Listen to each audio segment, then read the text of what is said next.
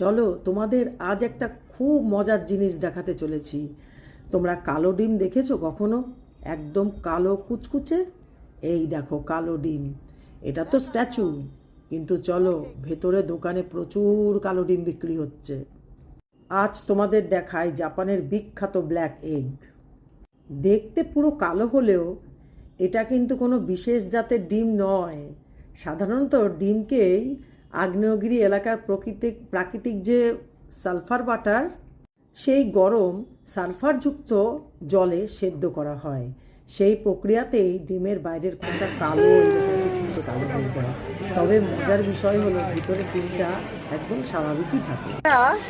Sulphur দিয়ে সিদ্ধ করা ডিম, আর এইটা খেলে, একটা ডিম খেলে 7 বছর নাকি বেশি বাঁচা যায়। আর 4টে গেলে এবার হিসাব করো কত বছর বাঁচা যাবে। 28 বছর। জাপানে এটা ফেমাস ব্ল্যাক আন্ডা। শুনলে তো কথা, এখানকার লোকেই এই কথাগুলো বলে, তাদের থেকেই শুনেই তবে তোমাদেরকে বললাম। দোকানের ভেতরটা ঘুরে ঘুরে এই ধরনের আরও মজার মজার অভিজ্ঞতা নিলাম, যে ব্ল্যাক এগস দিয়ে না জানি কত কিছু তৈরি হয়েছে। তবে এই ব্ল্যাক এগের ব্যাপারে যে কতটা সত্যি এটা তা তো জানি না, তবে এই গল্প শুনে পর্যটকদের কিন্তু আগ্রহ আরও অনেক বেশি বেড়ে যায়, সেটা তো বলা বাহুল্য।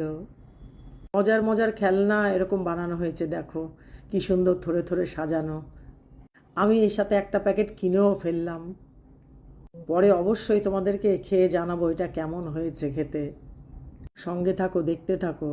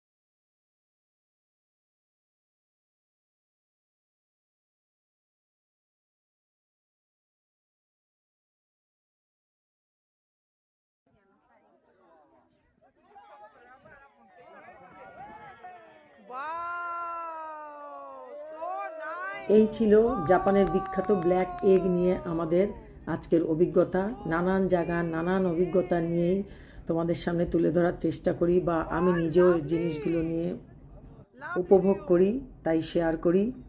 এখন আমরা দোকানের বাইরে বেরিয়ে এসে দেখছি বাইরে থেকে আবারও সুন্দরভাবে দেখা যাচ্ছে মাউন্ট ফুজি। তাই এই দৃশ্যটাও আর ক্যাপচার না করে পারলাম না। যাই হোক, আজকের মতো এই পর্যন্ত। ভালো থাকো, সুস্থ থাকো। কেমন লাগলো অবশ্যই জানিও। বাই।